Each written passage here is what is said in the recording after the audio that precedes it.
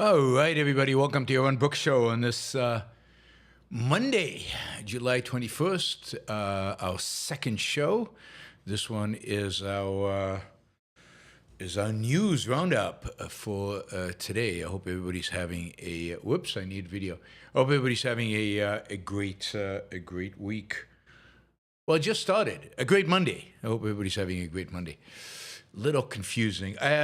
Earlier today, I interviewed George Selgin about the Great Depression and about a little bit. We talked about monetary policy. We got a bunch of good questions.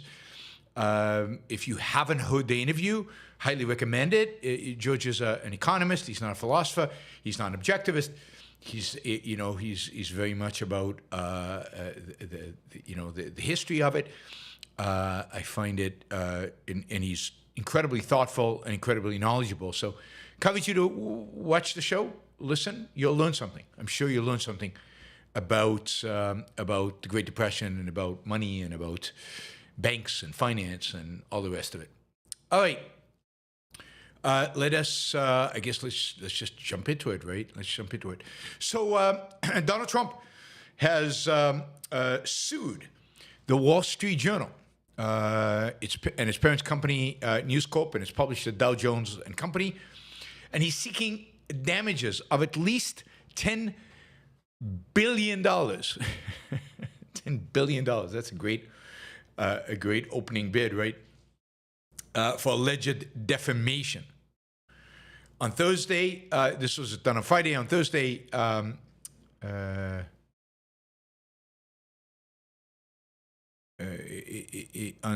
the Journal published a story that detailed a birthday note that Trump allegedly addressed to Jeffrey Epstein in 2003,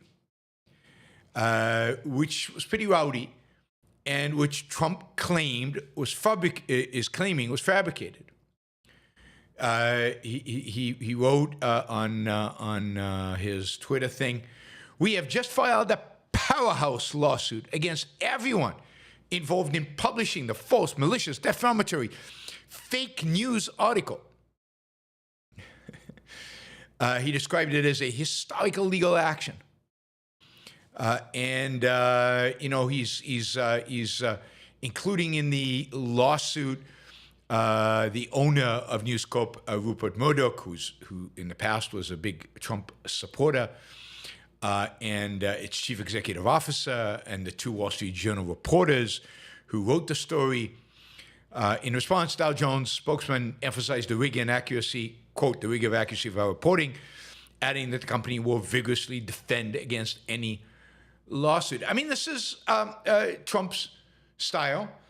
And it's, given that he's president now, it's his attempt to kind of undermine the First Amendment, undermine anybody's ability to criticize him. Now, the Wall Street Journal, Dow, generally, Rupert Murdoch can defend themselves. They have the money, they have the resources, they can fight it. Of course, others who've been sued by Trump, like CBS and other networks, have capitulated and settled with him. So basically, he can claim he's won all these, or at least, gotten compensation for all these defamatory stories about him. But he's president of the United States, and it's a way to for most people, they're not going to risk this, right? If he sues you for $10 billion and puts his army of lawyers onto you, are you going to risk it? Are you going to risk being sued?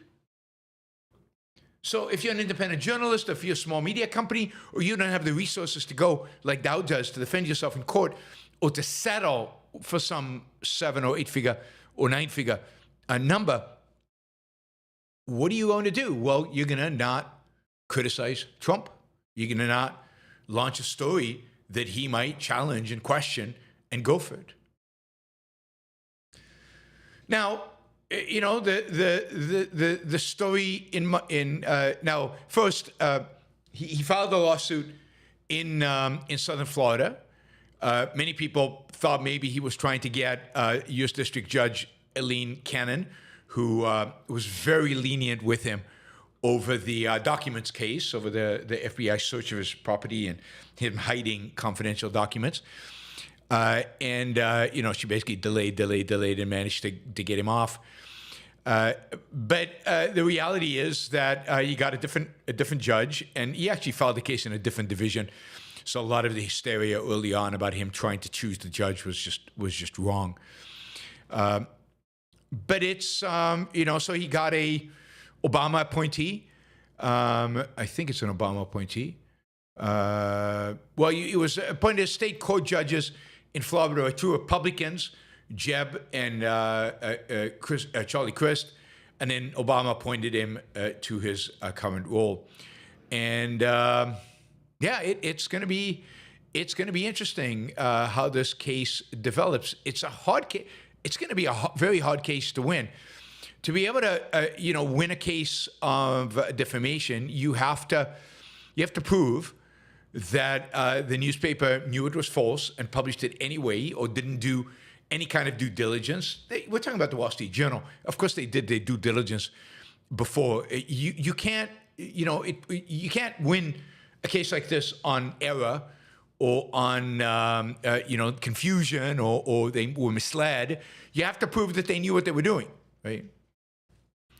So I think it's going to be really difficult for him to win this. I think this is more about intimidation, and even more, it's about him presenting an image to his followers of the tough guy who always fights back, always punches back.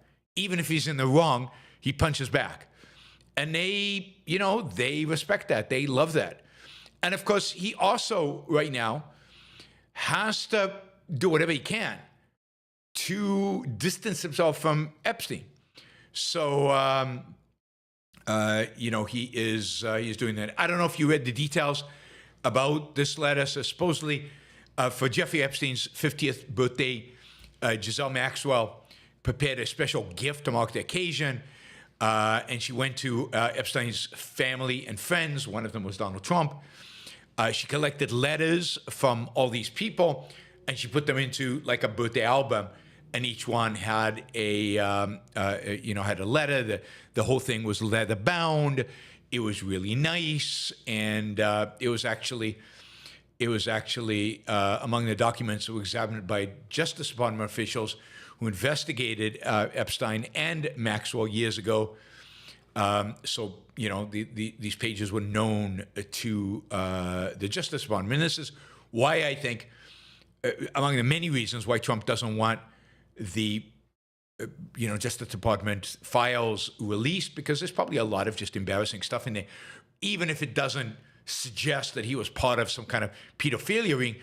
It's just embarrassing. It's embarrassing it's embarrassing to be associated with this guy, and it's embarrassing the kind of stuff that's probably in there. The letter itself is embarrassing. It's like several lines of typewritten text framed by an outline of a naked woman that's drawn, which appears to be hand-drawn, heavy marker. There are a pair of small arches denoting a woman's breasts, and the Trump signature is squiggly Donald below her waist, mimicking pubic hair. The letter concludes, "Happy birthday, and may every day be another wonderful secret." Trump denies writing the letter. He says it's not him. This is a fake thing. It's a fake Wall Street Journal story, he said. I never wrote a picture in my life, even though doodles of Donald Trump, drawings of Donald Trump have sold at auction. I don't draw pictures of women, he said. Again, although there's plenty of evidence to suggest otherwise.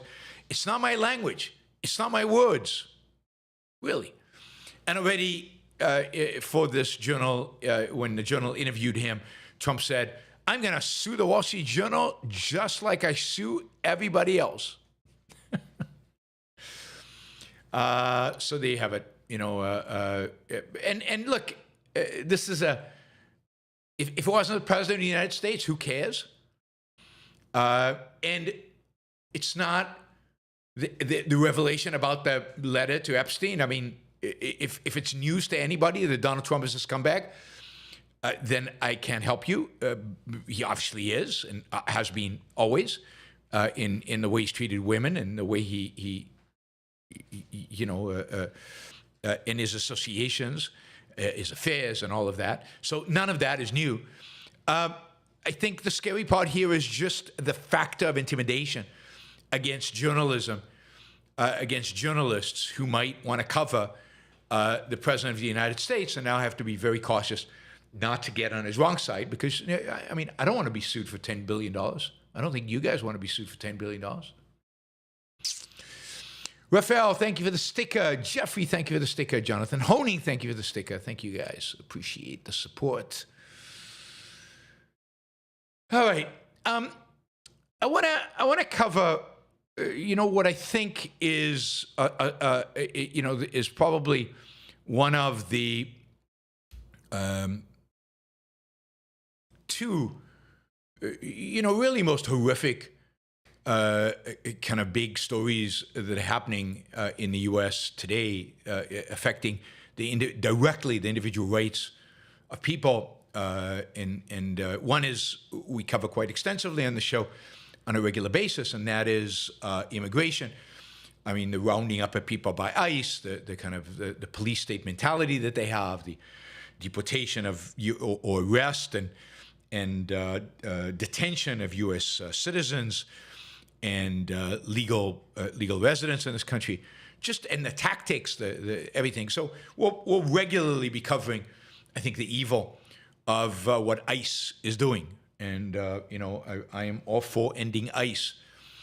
I think the other big story that does not get covered a lot because Trump is just so overwhelming us with news, and where most of the violations here of rights are happening at a state level, not a federal level. So they might be covered by state media, but they're almost never covered by, national media. And that is the issue, the ongoing issue, and this will be ongoing for years, of abortion and the right to abortion. As I think you know, and I'll probably lose a few subscribers as a consequence of this statement, I am very much pro-abortion. And I think, this is an individual right that women have. I think that the Dobbs ruling is just a horrific ruling. It's a horrific ruling primarily because it doesn't recognize the whole idea, the whole concept of individual rights as applying to abortion or as applying to anything that, that people didn't quite conceive of as an individual rights in the 18th century, as if we can't learn anything in the following 200 years. It exhibited a legal mentality, if you will, that is going to constrain us to the kind of life and perspectives and philosophy of 200 years ago, rather than kind of updating based on new knowledge, based on our understanding to the 21st century. And of course, as a consequence of Dobbs, the whole abortion issue is being thrown to the states. And here you have a significant division among American states. You have states in which abortion rights are respected and protected. Even states that you would expect to be anti-abortion, like Kansas and Missouri, ultimately are protecting abortion for the most part, maybe not completely, but for the most part, primarily because it went to referendum and the voters were very clear about the fact that they want to protect abortion. They might be Republican majority states, but they want to protect abortion. They're not willing to allow for the complete,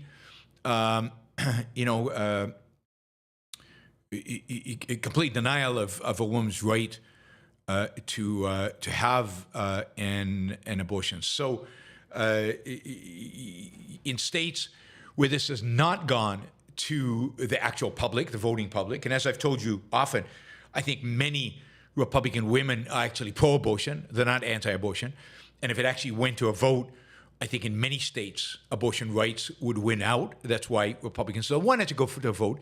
And that's why most red states have not taken it to an actual vote. So you've got states that really do protect rights. At least some of them protect them throughout pregnancy. Some of them protect them in a more limited basis. But generally, there's still the ability of a woman who is pregnant to terminate the pregnancy at some point during that pregnancy. But then there are states like Texas, Ohio. Texas, Ohio is not one of them. Texas, Oklahoma, Arkansas, Louisiana, Mississippi, Alabama, Tennessee, Kentucky, West Virginia, Indiana, South Dakota, and Idaho, where it's almost impossible to get an abortion. Other states like South Carolina, Georgia, Florida, where it's very, very, very difficult, beyond the first few weeks to get an abortion. And in some of these states, are really criminalizing the whole, criminalizing pregnancy, criminalizing, a miscarriage. And some of the stories are just horrific. There are laws now in some states that say that if a woman miscarriages, she can't flush whatever she's miscarriaged, right, down the toilet. No, why not? It's not a human being. It's in any case dead. What exactly are they worried about? What is the concern? Well, the concern is it's a person, according to them. It's a person. Person is defined as from conception. It's a human being. It's a person. And you have to treat a dead person's body with dignity. I'm pretty sure my mother miscarried 2 or 3 times. And I'm pretty sure she just flushed it down the toilet.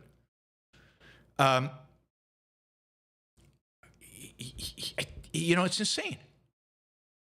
It's insane. A South Carolina woman was arrested for desecration of human remains after losing a pregnancy and placing the fetal remains in the trash. She's facing up to 10 years in prison for a felony charge. This is a felony.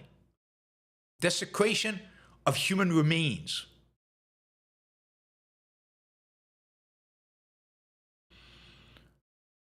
I mean, this is truly disgusting. It's offensive. It's a massive violation of rights. It is another form of police state. It's another way at the state level in which, the state can just intrude in our personal lives and what happens inside our bodies. And drag us off to jail because what? We miscarried. Well, I can't, but a woman miscarriages. It's just horrific. Supposedly, a young Georgian woman in March was arrested for her miscarriage, charged with concealing a death after placing fetal remains in the trash. Police found her unconscious outside an apartment complex. When she had lost blood, she was probably in distress anyway. In May, a Texas woman was arrested for abuse of a corpse after miscarrying in a public restroom. She was jailed for 5 months. And you could go, on and on and on and on. It's infuriating. It's infuriating. What is it any of the police's, you need to feel for these women. Their pregnancy is terminated. You don't know if they wanted that.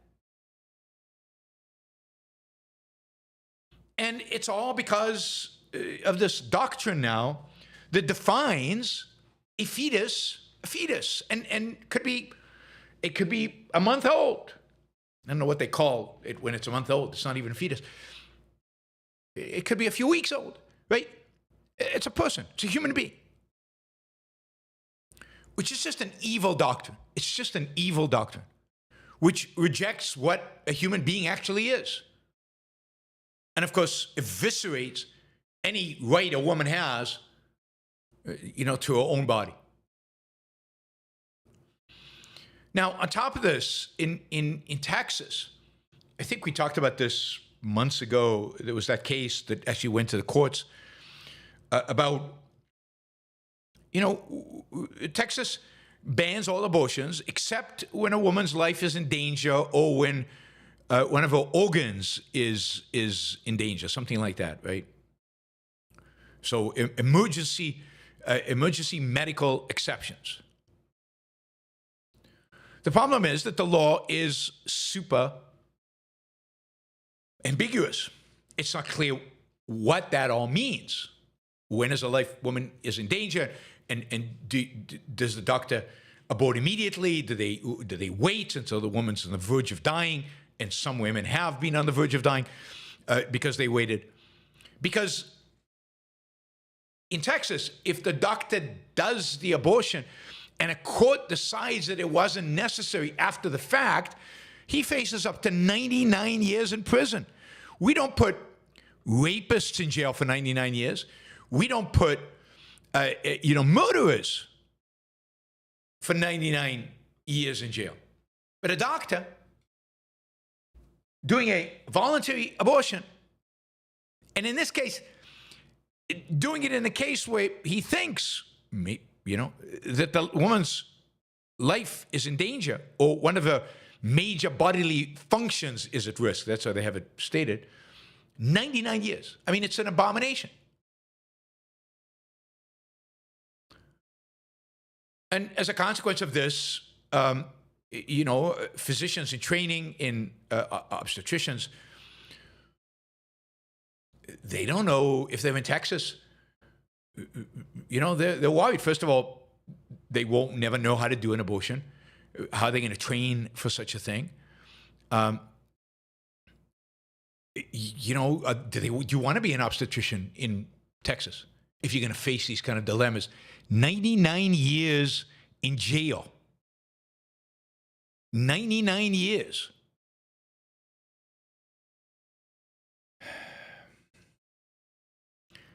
Anyway, to, I guess, the credit of whoever lobbies the Texas legislature, they now has passed a bipartisan law in a bill in Texas that is attempting to clarify what it actually means to say that a woman's life or one of her major bodily functions is at risk. It's called the Life of the Woman Act. And it's hoping to clarify for doctors in the state where to draw the line.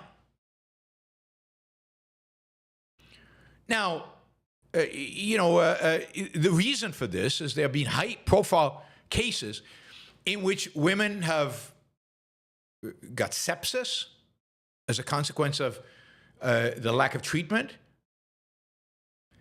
where they have,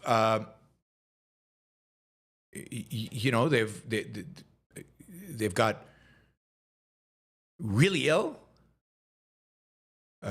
died, I think, and where doctors just wouldn't operate, wouldn't do the abortion out of fear of the Texas law. And I think there was so much. I mean, I don't know if this came to a vote in Texas. I'm not sure. If generally abortion rights came to a vote in Texas, I'm not sure how it would go. Again, because I think Republican women often afford this. So at the very least, this is the least they could do, I guess. They're trying to clarify this.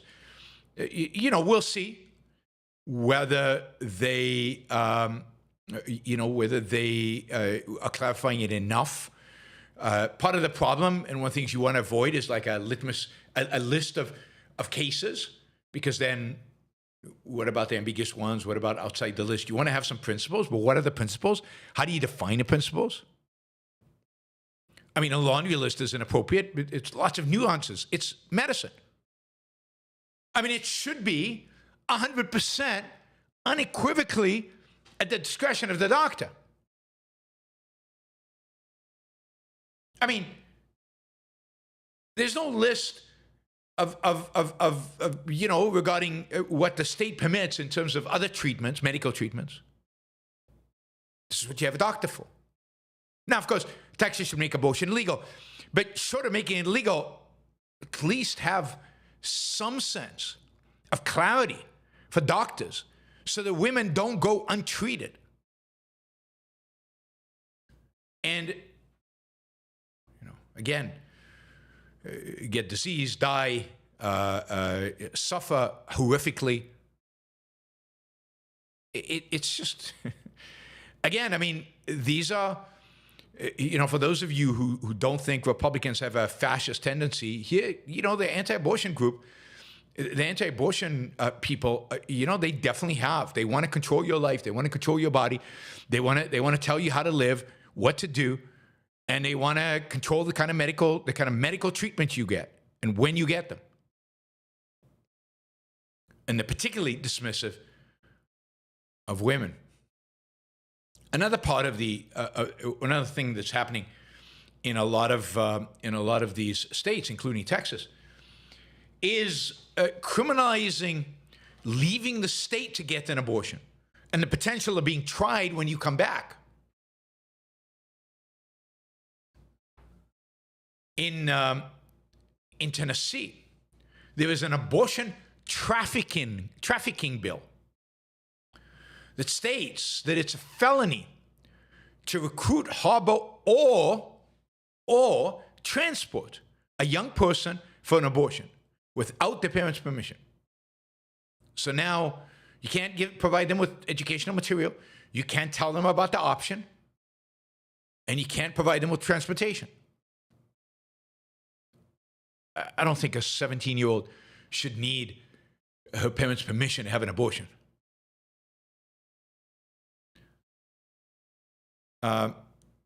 Luckily in this case, but other cases are not going to be quite as lucky.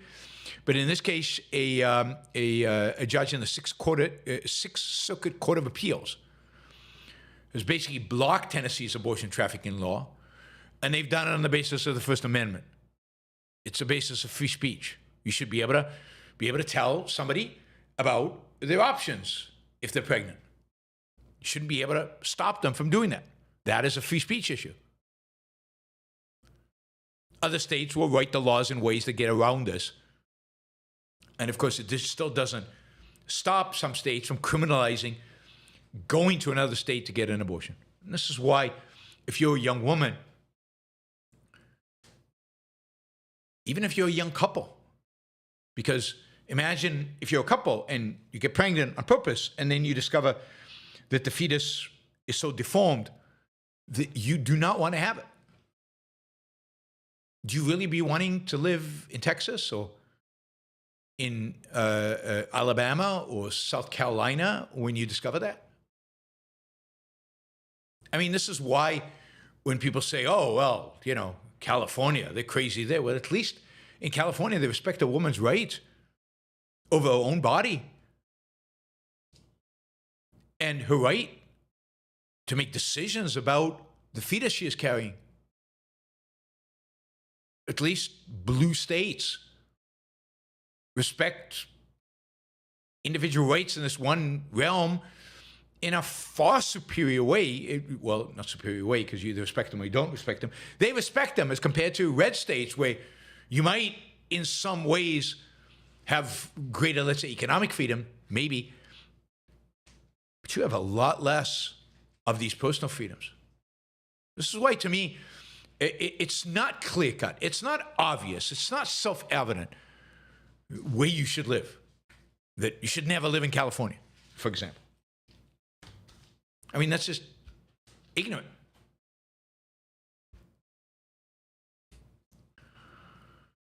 All right, so yeah, I will keep updating you about these horrific violations of rights. I know it's not a pleasant subject, but we need to confront unpleasant subjects, and we need to confront them head on and need to be able to deal with them and face the fact that we live in a country where, I don't know, a certain percentage of the population, I don't know if it's 30 or 40% of the population, clearly has no respect for the rights of women.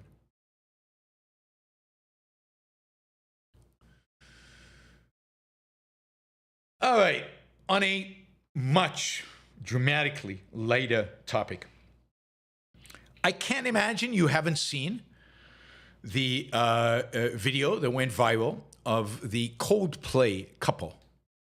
The Coldplay couple. So there was a concert, Coldplay. Even I know who Coldplay is. Coldplay concert, and there's there's the kiss cam, a camera that goes around and covers the different couples that are out there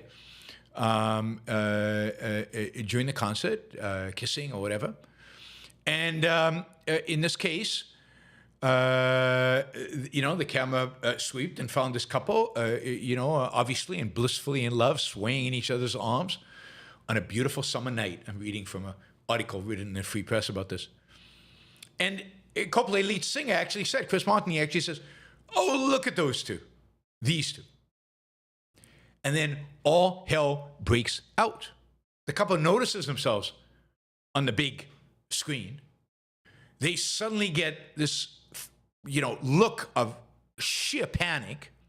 She spins away, flinging her hands over her face. He dives out of the frame, frantically, waving the camera off. Martin, lead singer of Coldplay, quips, either they're having an affair or just very shy. Now, Jennifer says, oops. Yeah, oops. But this thing goes viral. The internet just goes nuts. Within minutes, online sleuths have identified both of them.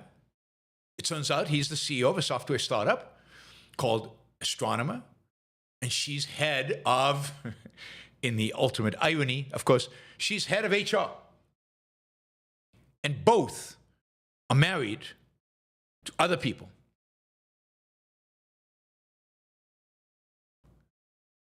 And the internet doesn't stop there. It continues.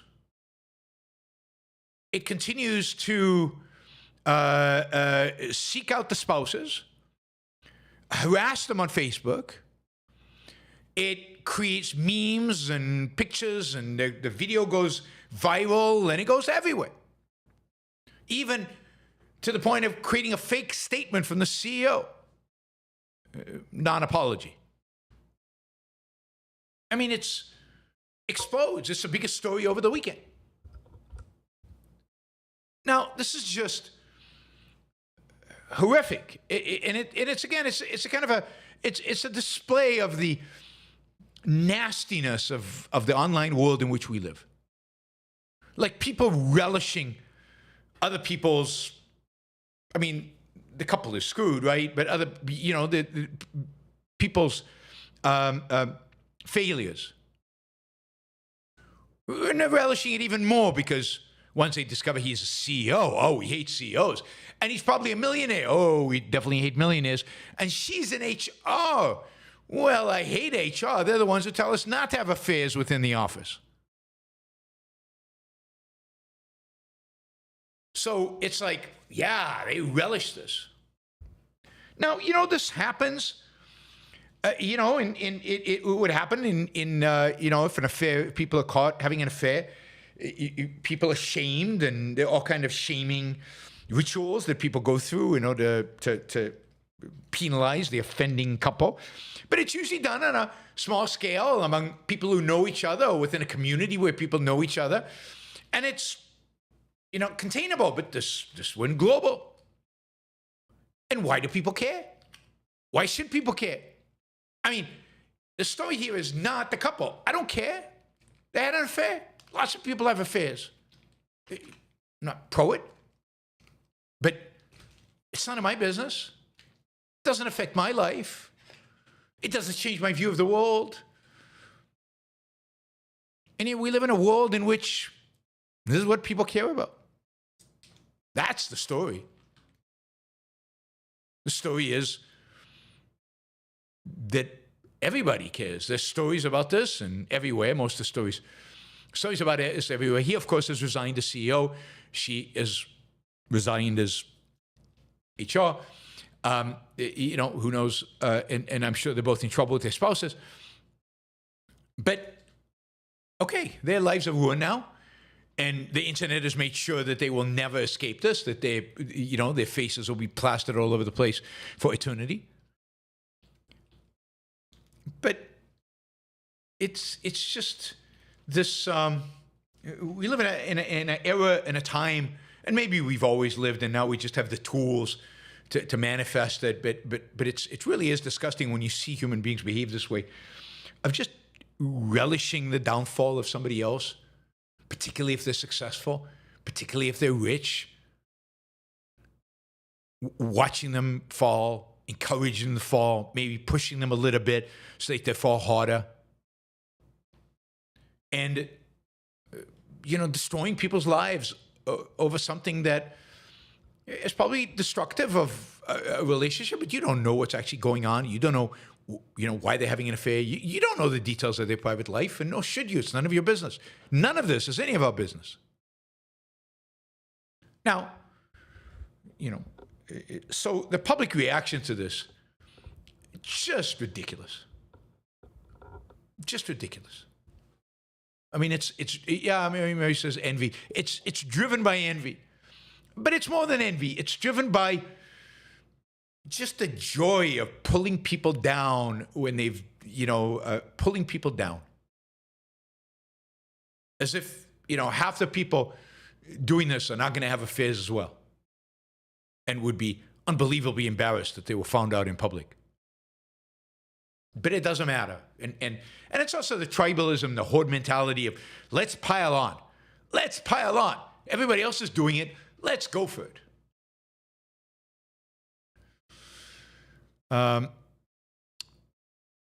It's sad. Of course, one lesson learned from this is if you're having an affair and you're in a public place, don't overdo it. Don't attract attention, particularly not of the kiss cam. Probably not a good idea. Not a good idea. Another kind of story at kind of the margin out there. As I think many of you probably know, Colbert's late night show has been canceled. Stephen Colbert will no longer do the late night TV.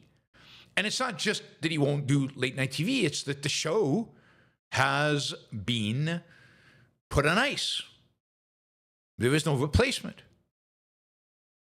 So what started with the incredible success of Johnny Carson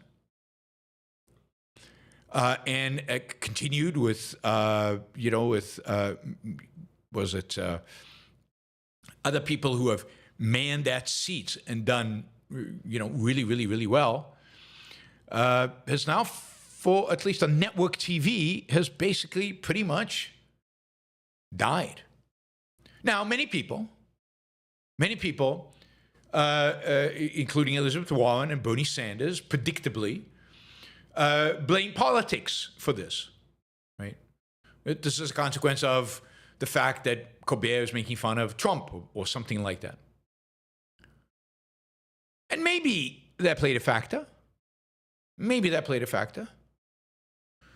But maybe more importantly, it's that his show cost about $100 million annually to produce, was losing $40 million a year, or at least last year lost $40 million. The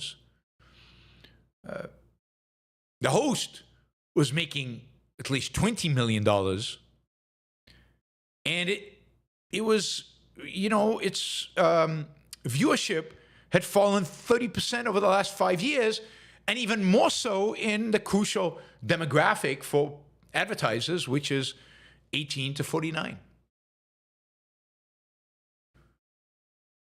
So the economics of television, the economics of broadcast TV, just don't allow for expensive shows like Colbert, who appeal to a niche audience, basically for political reasons. Gutfeld has a similar show on Fox, and it appeals to his niche audience. Now, his niche audience is bigger than Colbert's niche audience, but still. But of course, he's not on broadcast TV. And indeed, I think we're at the end of, broadcast TV. And certainly at the end of any kind of marginal shows that are marginal are just not going to be able to survive in these frameworks. So I doubt that this was political, although I'm sure they didn't. I'm sure that the rating drop was political. Only appeals to so many people. But I don't think his firing and the cancellation of the show was basically political. And what we're seeing is the fragmentation of what we watch. And some people are bemoaning that. There's a op-ed in the Wall Street Journal by Ben Sass, the former senator, I think, from Kansas, who's saying, oh, shared experience, longing for the days where we all watch the same thing and we could talk about it at the cooler at work, at the water cooler at work, and we all experienced the same thing. Everybody watched Dallas and everybody was involved and there was a shared American experience. I call BS on all that. This is a land of individualists, a land of different experiences. And the media landscape today is so much more attuned to that fact. You can go on Netflix, you can go on a gazillion different channels and shows and watch exactly what you want and not watch anything that bores you, even if the rest of the country is watching it. We can each watch what we love, and we can find other people because of the internet who enjoy the same things we enjoy, and we can create little mini communities of shared values rather than being stuck with the same boring thing that everybody else is watching. 3 channels, CBS, NBC, and ABC. Or in Israel, when I grew up, 1 channel. Well, when I grew up, there were no channels, but when they had TV, 1 channel.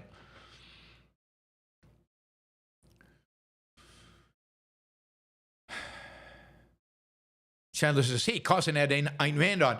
That would never happen now. Yeah, but now it wouldn't matter, right? Because nobody's watching the equivalent of Carson. Now she'd have to get on Joe Rogan. And I think Joe might have Ayn Rand. And, I think there are a lot of people who might actually have Ayn Rand, let's say in the podcasting world, which millions of people listen to. And given the internet, it's quite likely that Ayn Rand would have even more distribution today than she did back then. So the beauty of the media world today is how customizable it is to ourselves, to our own tastes, to what we love, to our own values. And the people, conservatives primarily, who resent that, who want us to conform to one culture, one shared experience. I mean, what is shared in America, what should be shared in America, is the opposite of what J.D. Vance thinks. What should be shared in America is a shared respect for rights, a shared respect for the individual, a shared respect for different values and different tastes, but a shared respect for a political system that allows us each to pursue our own happiness in our own way. That's why it's so vile in America to have these kind of stories about abortion or these stories about ICE arresting people. That is what is destroying the cohesiveness of America, because that is indicating that America is not about ideas. It's not about principles. It's not about rights. It's not about being an individual. It's not about your individual values. If you don't conform, some agent with a mask and a semi-automatic weapon and bulletproof vest might appear at your door. So I'd say good riddance to Colbert, and but yeah, I don't think it's political. And I don't worry about us losing some shit culture. I enjoy my Netflix and Apple TV and Prime and Hulu and Disney. I'm watching Andor. It's starting to get interesting. First 2 episodes, season 2, But starting with episode 3, it's getting better. All right. Equal pay. I don't know if you saw this story, but I guess there was a WNBA All-Star game on Saturday night, and all the women who were playing in the warm-up wore these T-shirts, and the T-shirts said, "Pay us what you owe us." And this is a reference to the fact that they make a lot less money than the men do playing in the NBA. And, this goes against, of course, the egalitarian drive to pay everybody the same. But there is a really, really good reason why women basketball players get paid less than the men. They're not as good. And fewer people watch them. And fewer people are willing to pay money to watch them. And fewer television networks are willing to pay money to broadcast their games because fewer people will watch them. And, you might be a huge fan of WNBA, and I think that's great. But the reality is there are not a lot of you, or there are fewer of you than there are of the NBA. NBA, by the way, is a global phenomenon. And I don't think they suck. I think they play amazing basketball. They would, destroy any one of you listening. I don't think I have a single person who listens to the Yaron Brook Show who could beat any one of these women. But it's just, they're just not quite as good as the men, and they're not as athletic, and and therefore it's less interesting. I guess, right? And generally, women in professional sports, soccer, for example, are constantly talking about equal pay. They work just as hard. It's the labor theory of value. You should get paid based on how much you work. But that's ridiculous. You get paid based on how much value you provide, which is not based on how hard you work. It's based on how much value you provide to whom? To the customer. And in this case, they provide only so much value. Indeed, the WNBA loses quite a bit of money. And because the NBA owns 60%, I think it's 60% of the WNBA, the NBA, out of its profits, actually subsidizes the WNBA.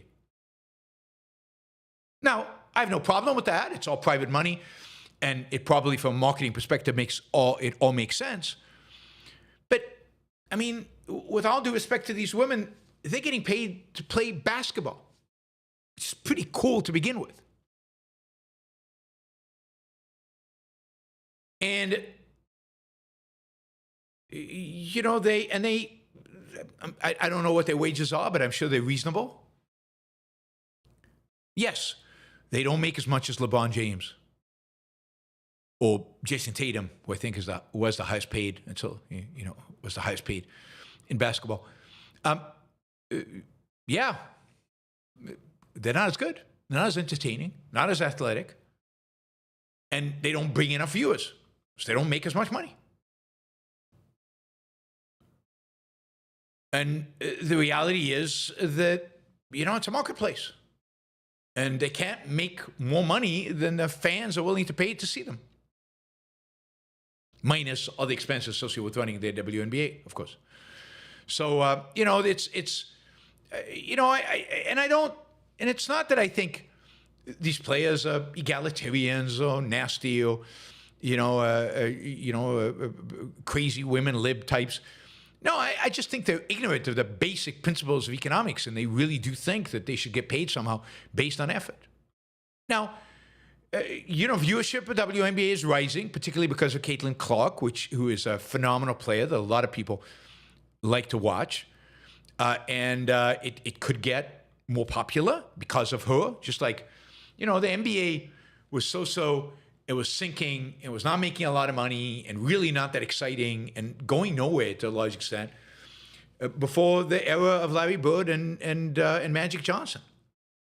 And maybe Caitlin Clark is going to be the one who spurs the WNBA into a golden age. I hope so. I mean, be great. Have another major, amazing sport.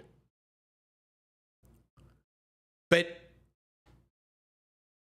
it you know, simple basic economic principles, simple basic moral principles. You can't get paid for what you don't own.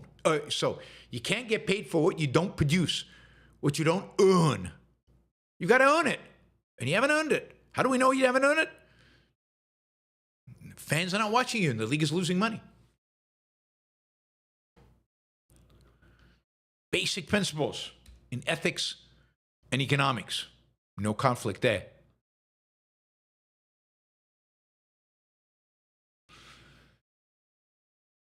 All right, let's see. Yeah, let's talk a little bit about insider dealing, which this administration is the global world champion of. I mean, maybe not global, I'm sure there are other regimes that are worse. But in American history, I don't think there's been any administration ever that has been quite as guilty of what appears to be insider trading and insider dealing. Just a couple of examples, right? So there's a startup called Voltron, and it creates AI tools specifically targeting federal contractors, i.e. the government, people who work for the government. It announced a $22 million funding round. And when it did, it makes sure to highlight the fact that Kraft Ventures is an investor, already an investor, and that Kraft Ventures is the firm, quote, co-founded by White House AI advisor David Sachs. That's a pretty cool gig. You get to advise the government on AI, and maybe you get to recommend to them the AI companies, the startups that you've invested in. That's quite a gig. And, you know, I don't know that David Sachs is doing that, but he shouldn't be in a position to be able to do that. And it's so explicit and overt, and nobody seems to care. Nobody seems to care. Now, you know, his personal wealth, only 3.8% of his personal wealth is in, I guess, this one company or something like that. But 3.8% is a lot. And he's quite wealthy. 3.8% is a lot of money. There's just something, you know, off about this attitude. And of course, there are other things similar to that. And, you know, people complained, Republicans complained about the insider trading of senators and House members. And there are a lot of jokes going around about the, you know, portfolio of, what's her name, the former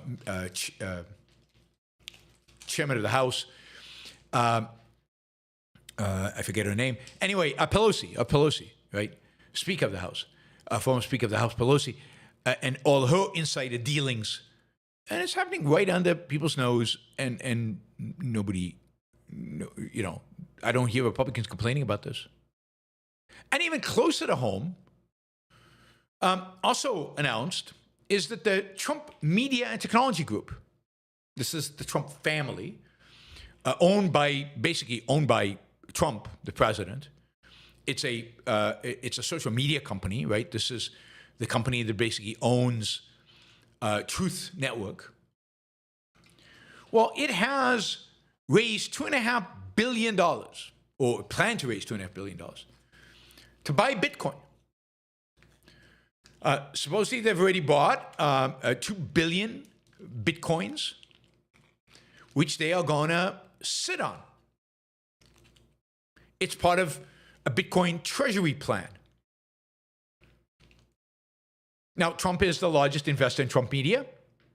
And we all know that this administration is very much focused on benefiting Bitcoin and hyping Bitcoin and maybe passing some laws that benefit Bitcoin investors, and on and on and on you can go on, again, how easy it is for him to do stuff that's going to benefit his recent $2 billion purchase of Bitcoins that are just sitting there.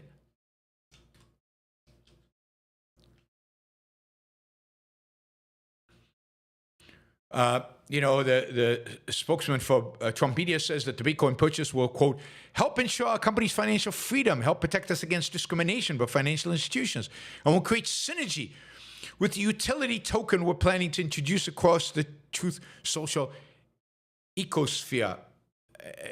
And by the way, our owner is writing the regulations to regulate tokens and Bitcoin as we speak.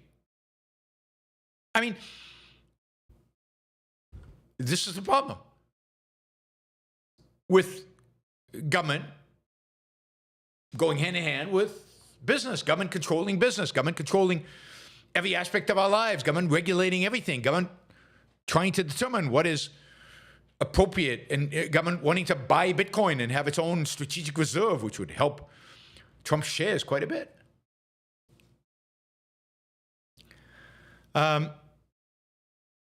Now, the good news is that Trump Media shares are down 42% this year. But given that Truth Social is a money loser, nobody uses it, there's no other than Trump to make announcements, whatever it's worth, it's not clear that it is worth it, right? I mean, Trump Media is reportedly roughly $800,000 of revenue. And they lost last quarter $39.5 million. Now, that's better than the $98.3 million that they lost last year. So this is a company that loses tens of millions of dollars, has revenue of under $1 million, has just bought $2 billion of crypto. It's just, the whole thing is just, it's kind of, you have to admit, it's kind of strange. It's bizarre. It is bizarre. And what they're really trying to do is they're trying to own the Bitcoin and then hope that as a publicly traded company, they will get the Bitcoin premium. This is the premium that companies who own Bitcoin get. We talked about this a couple of days ago, where if you own Bitcoin, your shares can trade at double the value of the Bitcoin you own, which makes, of course, 0 sense. But let that not stop you guys from doing it anyway.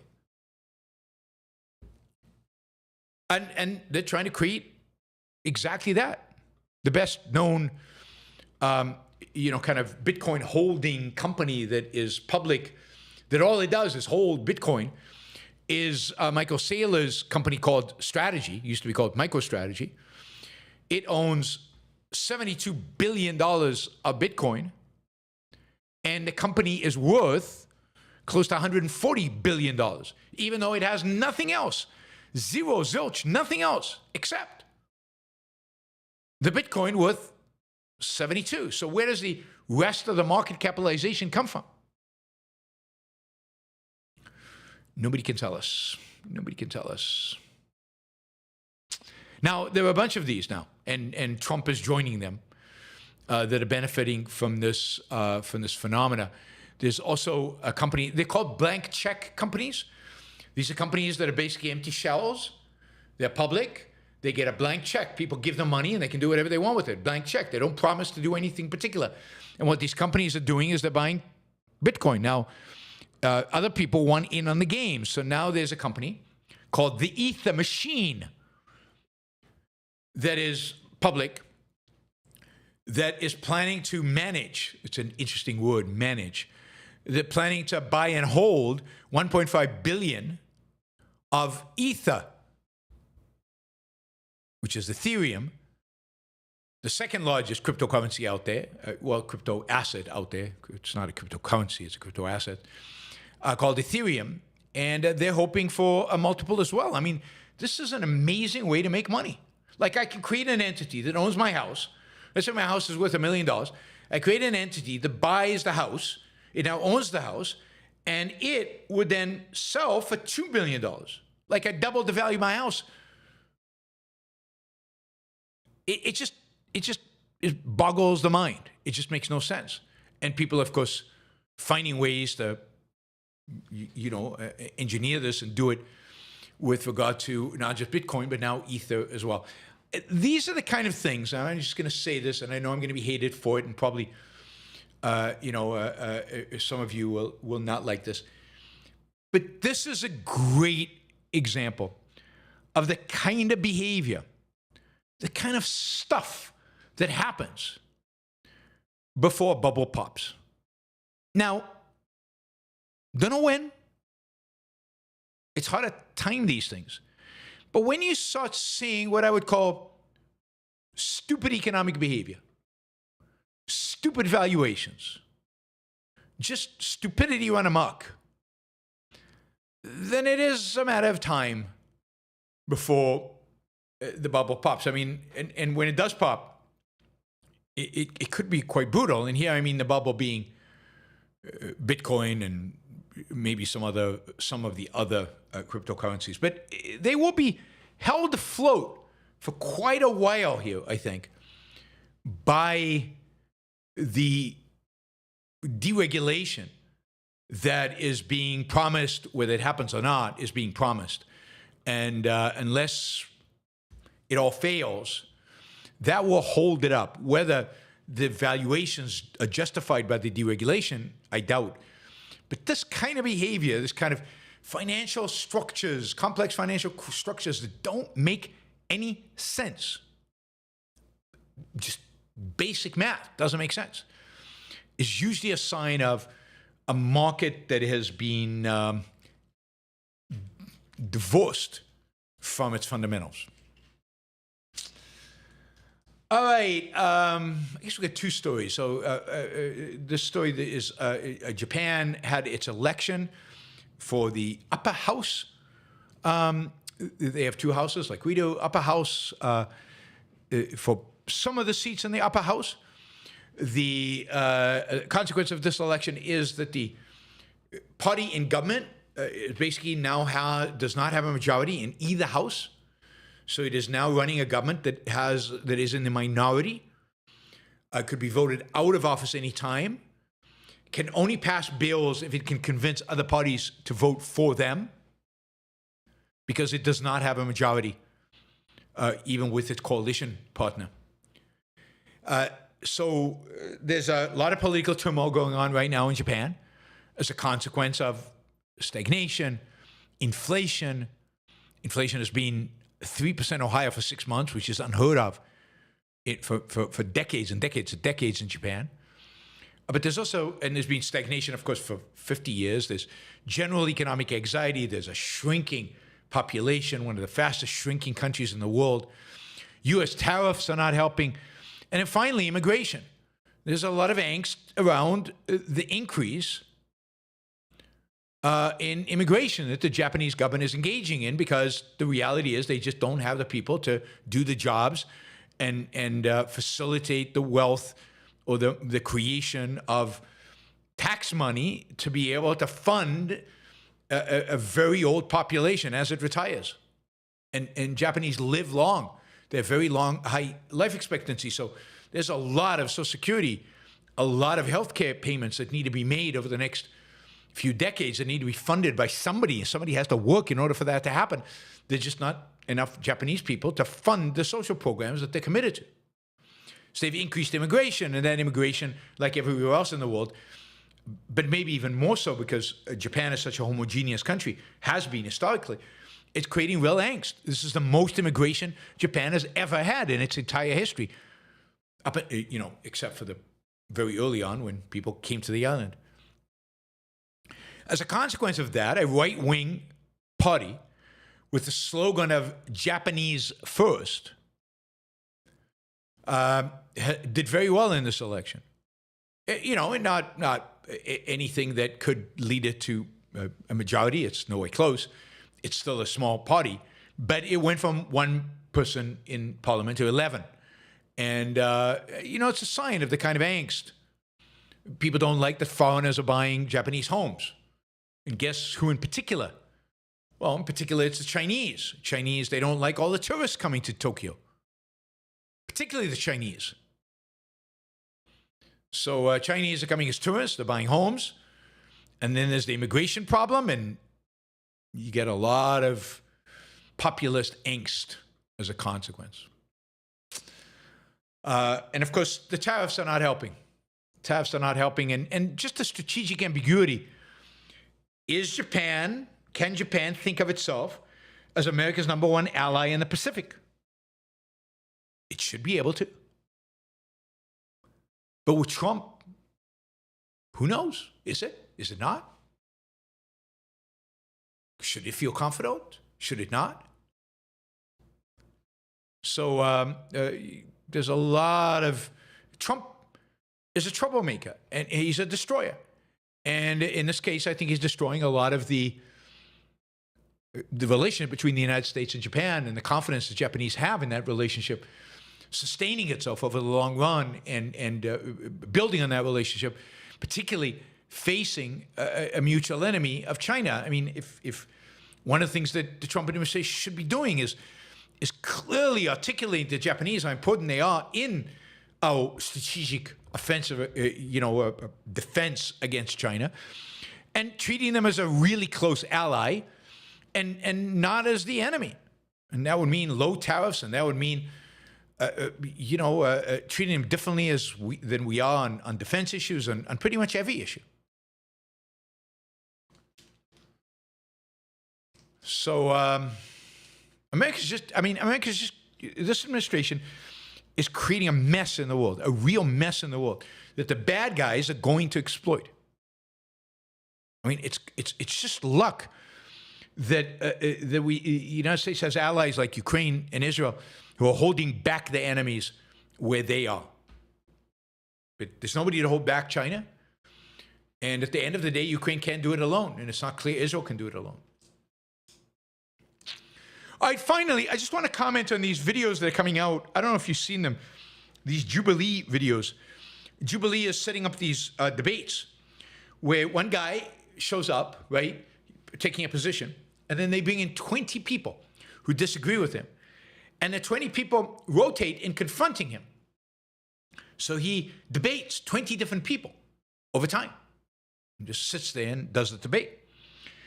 And Jordan Peterson did one where he supposedly, I guess, was defending religion against 20 atheists. And Jordan Peterson, I don't think, did particularly well in that. And then today, the videos all over the place, I guess, over the weekend, they brought in basically a well-educated, very articulate leftist to debate 20 pro-Trump advocates. And oh my God, was this embarrassing. And by the way, the people who are debating, the 20 people, are young. They do this on purpose. I don't know if they're college students or they're all under 30. It strikes me. Many of them in early 20s. They're young. So the people there were all young Trump supporters. 20 people. It was, these people are basket cases. It was literally scary. Far-right conservatives, I guess they were called. One guy refused to condemn the Holocaust, said he was a huge admirer of Franco. I'll have to do a show on Franco now that I see that he is admired by the far right. He's their new hero, Franco, the dictator of Spain. He wouldn't condemn the Nazis. He thought the Nazis were okay. He called himself a fascist. He said, people are not white, should probably leave this country, unless, like, maybe the Hispanics who were kind of here before America expanded into their territory and took over land while they were in Mexico, right? young guy. And then, just one after the other. And of course, what was it all about? I mean, basically, he wanted a kind of theocracy run by white people. So they were racist, fascists, theocrats. I mean, it was just, he was the worst.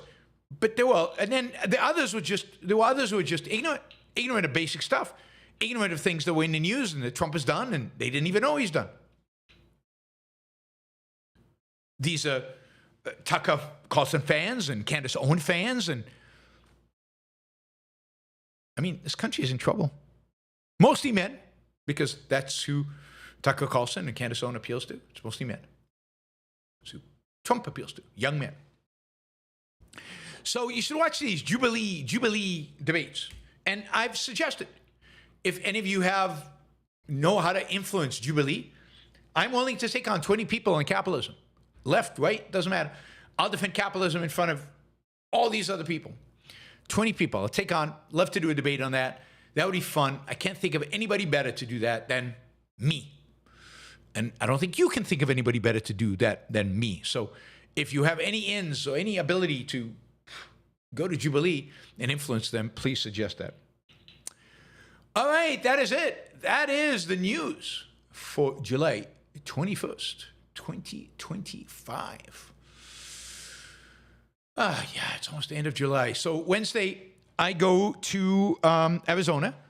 And I know a bunch of you are coming to dinner on Saturday, right? We've got dinner on Saturday. So don't forget, we've organized like a Yaron Brook Show meetup at a restaurant on Saturday. If you still want to come to that meetup, email me, yaron@yaronbrookshow.com. Or if you want to come to the taping of the taping of the Peterson Academy classes on money and on trade, drop me an email. I'll send you the link of where to go. But it could be, it's going to be a lot of fun. The taping will be a lot of fun, and then the show, the actual the get together. I am way behind on prep, but catching up slowly. But there's a lot of prep to do for 2 8-hour courses. So I'm going to be speaking for 16 hours. I can pretty much whip up an hour talk out of nothing. But to do 16 hours on content, on explicit, specific content, that's not easy. So working on that, we'll be working on that while I'm in Arizona, constantly working on it, refining it, improving it. And hopefully it'll be interesting and fun for the people who are there. I certainly intend it to be. Let's see, what else did I want to say? So that means there will most likely not be shows on Wednesday, Thursday, Friday. Wednesday, I know they won't because I'm flying all day. Thursday, Friday, Saturday, probably no shows. Maybe if I'm up to it after I finish taping and before the dinner, I can squeeze in a show on Saturday. I'll try to do a show on Sunday. And then no shows Monday, Tuesday, Wednesday. I'll try to do a show Thursday, Friday, Saturday. And then Sunday, I fly to Europe. I'm going to see, and by the way, if you live in Lisbon and you want to come out to a Yaron Brook Show hangout in Lisbon, then contact me and I'll put you in touch with Raphael, who might be here. He has to super chat very early on, but he might have gone to sleep because it is late in Lisbon. Put you in touch with Raphael, who is organizing a dinner in Lisbon. We're also going to organize something in Modena in Italy. So I'll try as I travel in the future to organize meetups with you guys. That could be a lot of fun. So we'll see. This is going to be a difficult week. And I've also, I had food poisoning last week, but then this week, it's like, it's not something, it's something else. I've done something either to my back or my hip.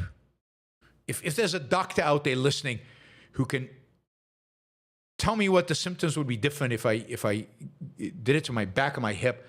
But I've got intense pain in the very lower back, just above the glute, that projects down the side of the leg to the knee. And also, when the doctor contacts me, I'll give him more info. But I can't decide if it's the back or the hip. It there are a couple of symptoms that suggest to me it might be my hip. Anyway, it's unbelievably frigging painful.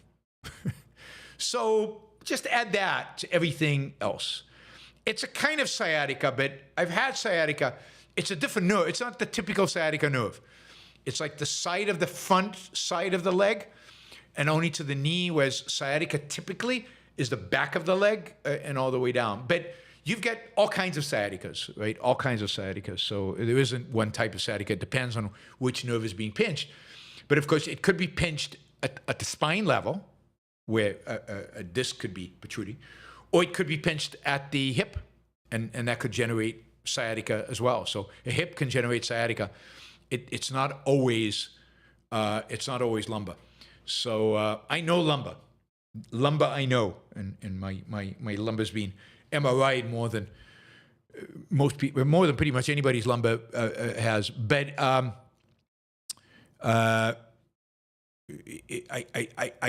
originally thought it was the back, but I'm starting to think maybe it's the hip. Anyway, it sucks. Whatever it is, it sucks. Don't have it. Don't have it. All right, I wanted to thank Normative Randroid, Wes. Wes for $50. Thank you, Wes. I want to thank, who else? Mike. I know Jonathan Honing was there. Robert Nasir. And Jonathan, there's Jonathan. Oh, Jeffrey Miller. Thank you, Jeff. And Raphael. Thank you guys for the stickers.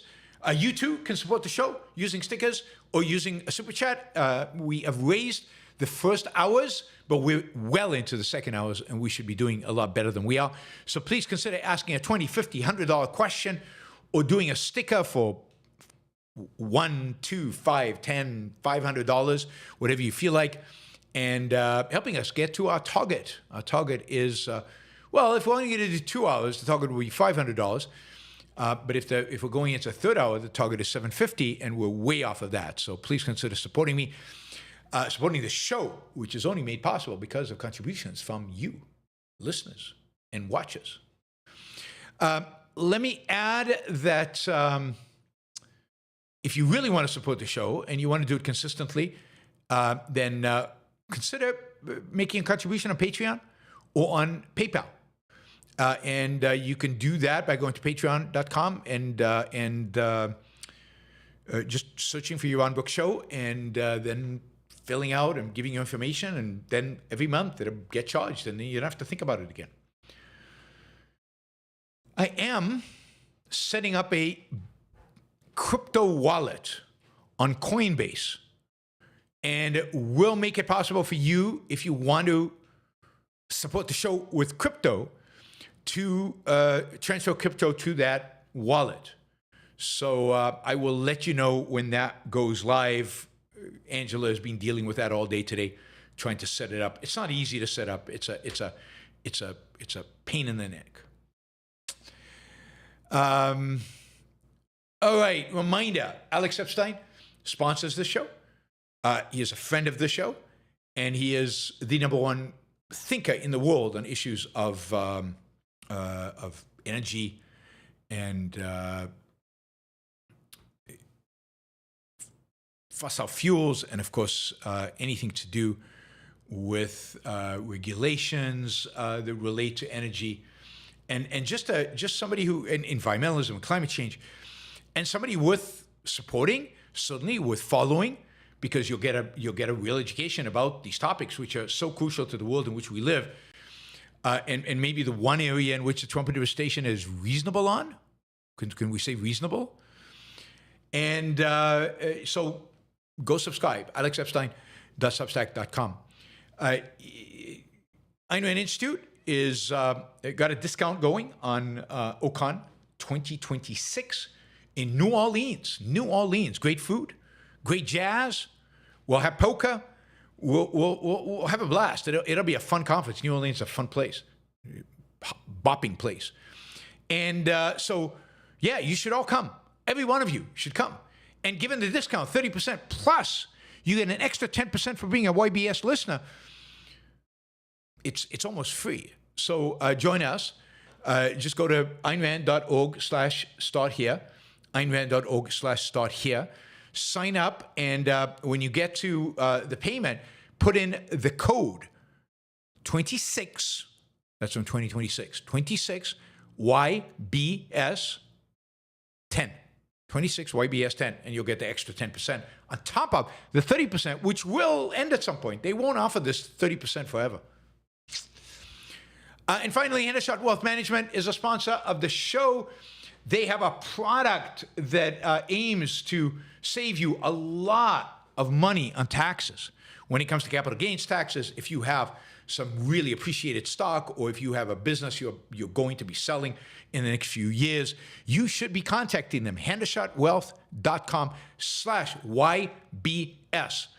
hendershotwealth.com/YBS. You can also find a video where I interview Robert Hendershot about this product on my YouTube channel, and you can check it out. And I think you'll enjoy the video in any case. And you can discover by listening to the video, by watching the interview, whether it is applicable for you or not. But if you're not sure, just contact them. They'd be happy to get on a phone with you and talk it through. So, and no hard sales pitch, I promise. They are super nice, and I trust them with my money. Absolutely. All right, let's see. What do we want to do here? There's something I wanted to mention. Yeah, generally, if anybody out there has a group, a organization, an entity, a university, a student, something that would like to have me come and speak, give a talk, let me know. We can make it happen, right? If you think you can get 50 people into a room, particularly if they're students, particularly if they're young, we can make it happen. So just let me know, and we'll work on something, right? We'll work on something.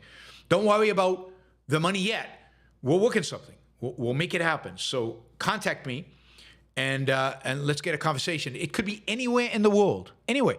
Mongolia, South Korea, Japan, Slovenia. I've never been to Slovenia. I want to go to Slovenia.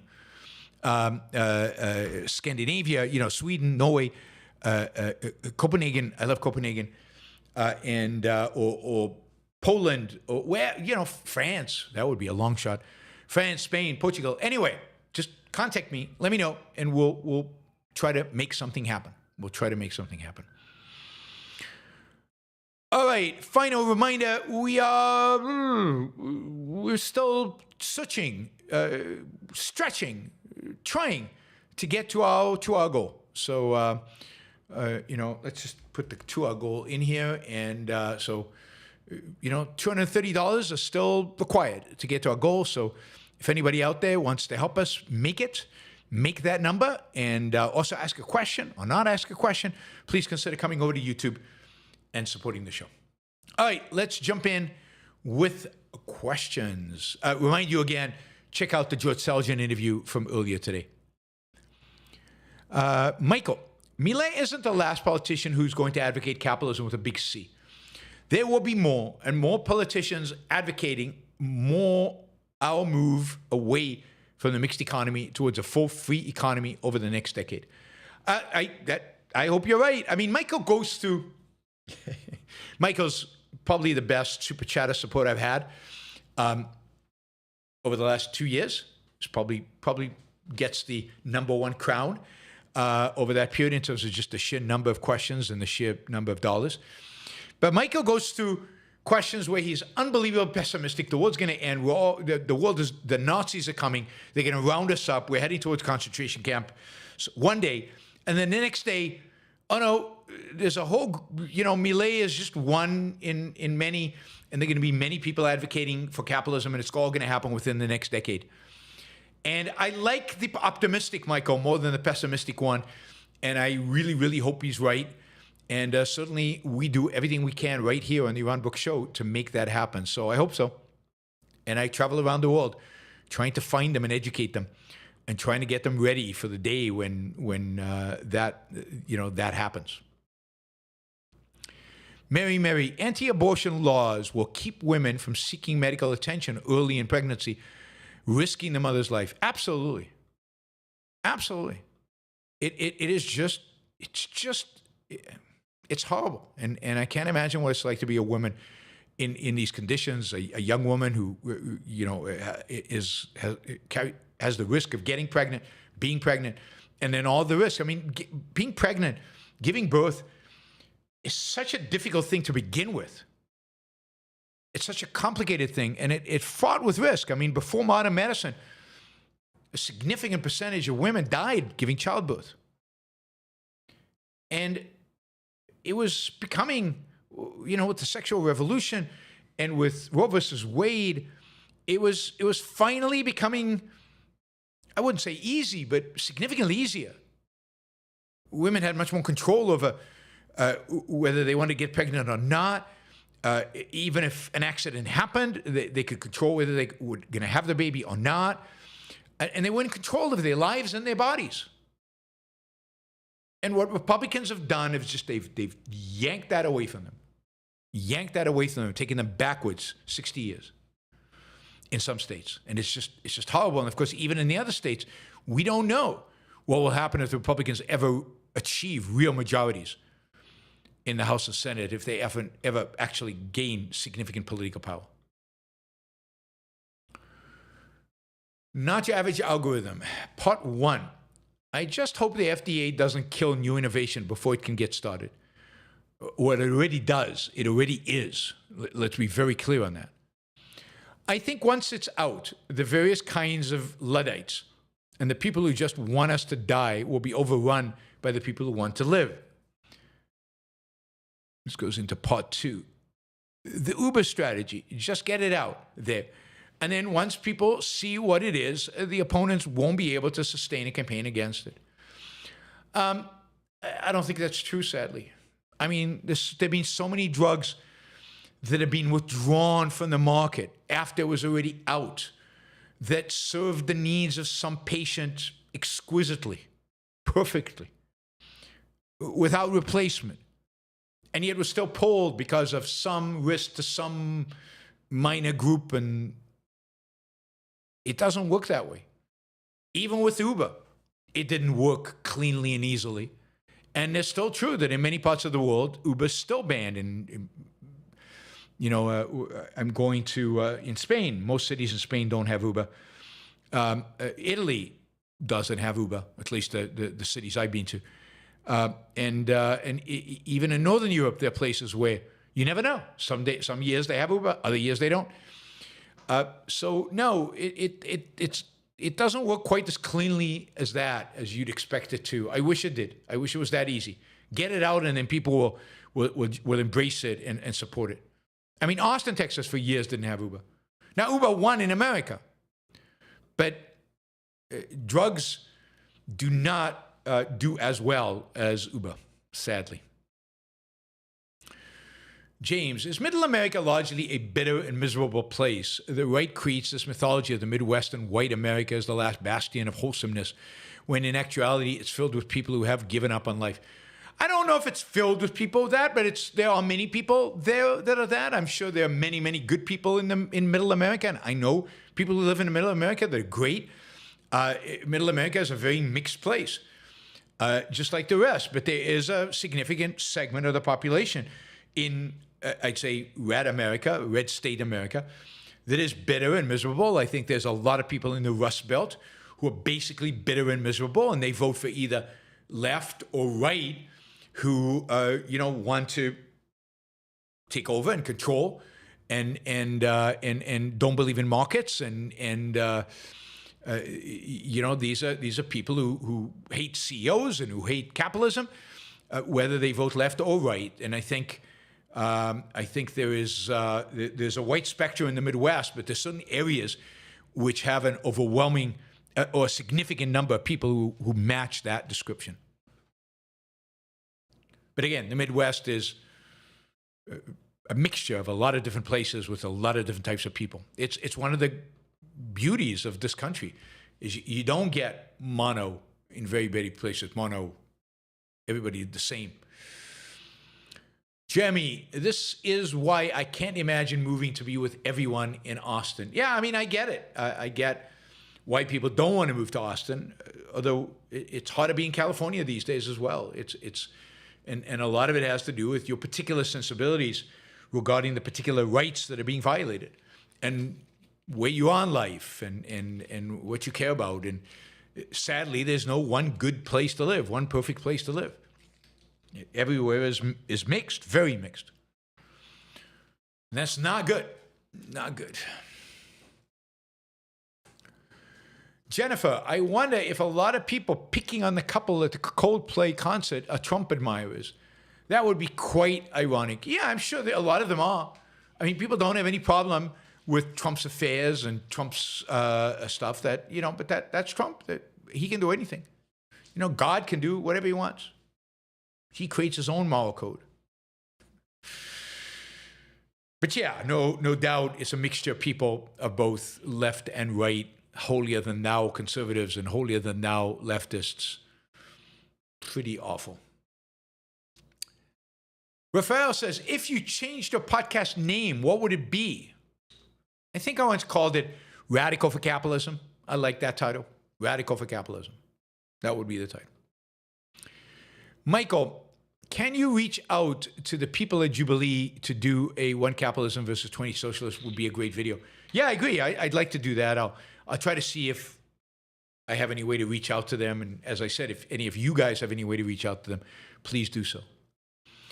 Liam, the EPA just announced it's going to be eliminating its scientific research arm and begin firing hundreds of scientists.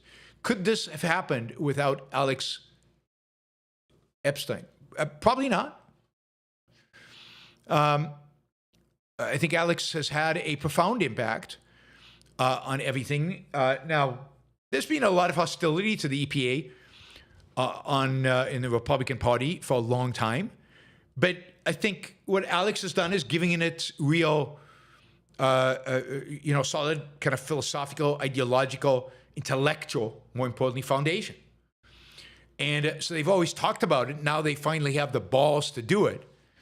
And yeah, they're eliminating all their climate science, environmentalist nonsense, which was never supposed to be part of the EPA anyway. I think this is the consequence of Alex and a consequence of the Chevron, overturning the Chevron decision. That is the Supreme Court deciding to hold, to restrict environmental agencies to what Congress actually, the power that Congress actually gave them, and not allow them to exceed that power dramatically. Mary Eileen, miscarriages are nearly always traumatic. Even the decision to have an abortion can be difficult. I'm sure it is. I'm sure it's very difficult. And experiencing it and living through it, it can be easy. To add criminal charges and a possible jail sentence to an already difficult situation is evil. Yes, it's vicious. Evil. And it's a vicious and evil soul that demands that. And it's mostly men. It's mostly men. I mean, they're women, but it's mostly men.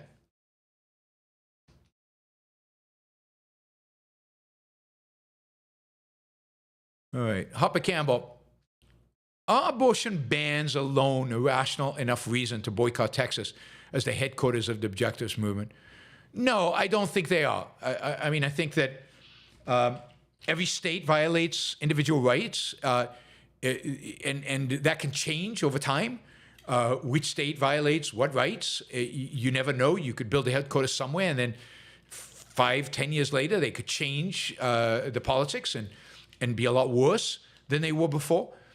We've been headquartered in California forever, and the level at which economic rights are violated in California is just horrific. And I know a lot of supporters who've said, how can you be in California? How can the Ayn Rand Institute, of all places, be in California?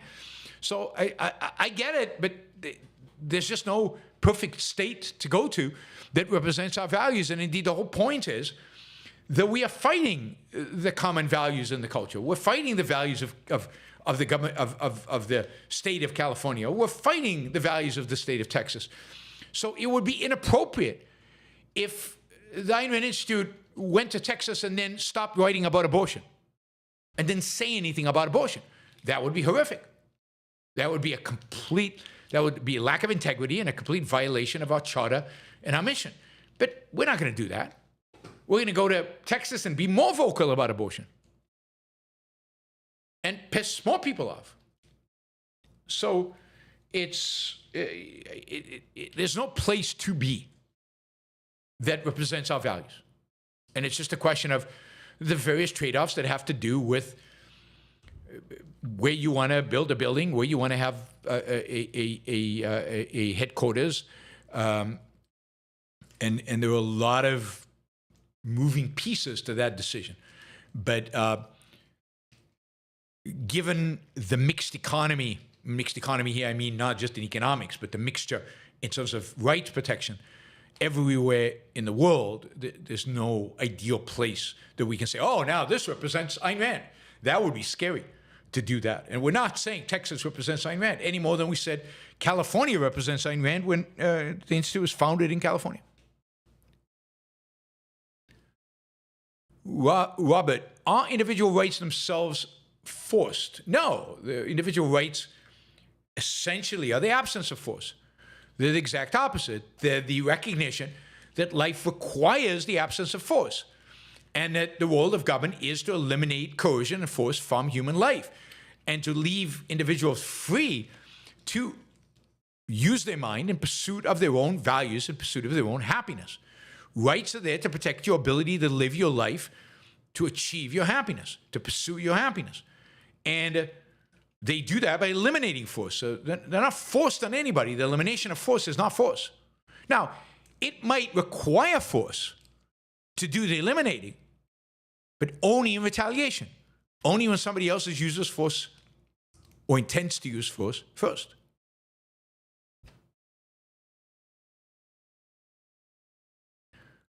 Robert, leftists often say many people are victims through predators' loans from these banks before 2008 crash, and the fact that many of these bankers did not get arrested. Yeah, because the bankers didn't do anything illegal. And I don't know what predator loans mean. Did they lie? No, none of these people lied about the loans. People knew, if they chose to know, they might have evaded and pretended otherwise.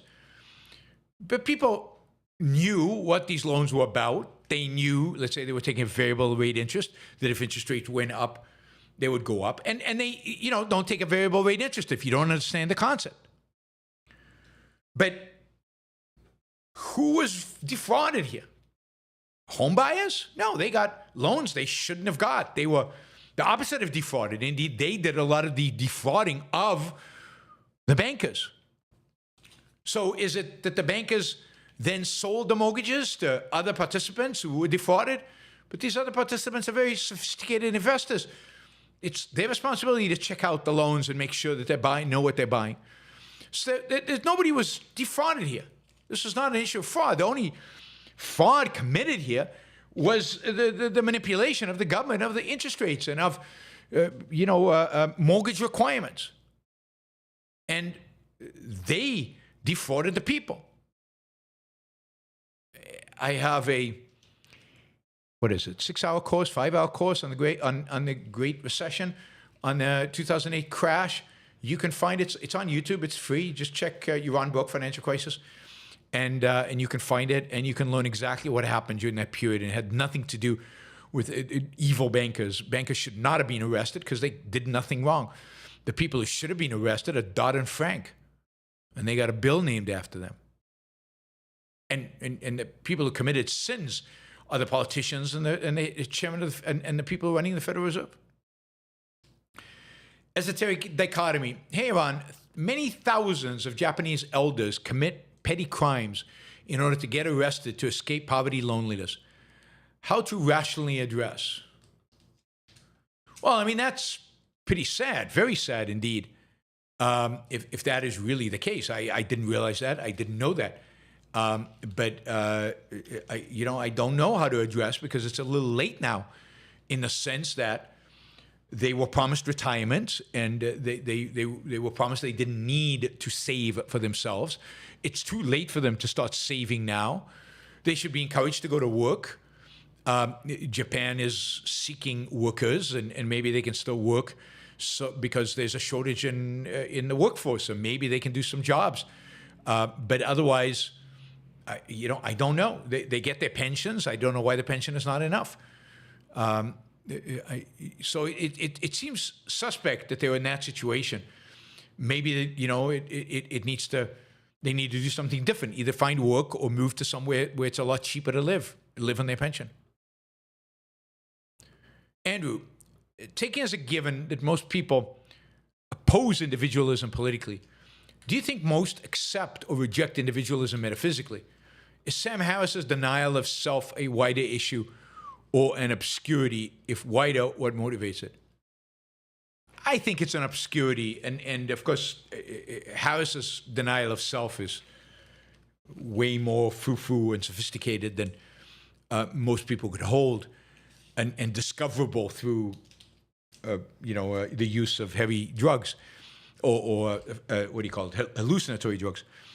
I think most people metaphysically recognize self. They just don't know what that implies, and they're not willing to live with that, what that implies. They're not willing to confront what that implies.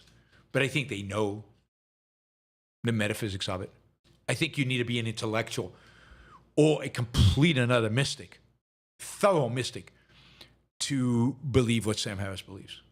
And there are lots of mystics out there, so I'm not saying they join him in that, maybe. Well, one with the universe, I guess, or God, or other people. But yeah, Sam Harris's view is not the common view. It couldn't be the common view. It requires a certain level of, I won't say thinking, because it's not thinking. All right, we are done. We are done. Thank you, guys. I appreciate the support. Thank you to all the super chatters. I will see you guys, when will I see you? Tomorrow. Still a regular show tomorrow. So it'll probably be at 3 o'clock, I think, tomorrow. So join us then. And until then, have a great evening and have a great rest of your week. Bye, everybody.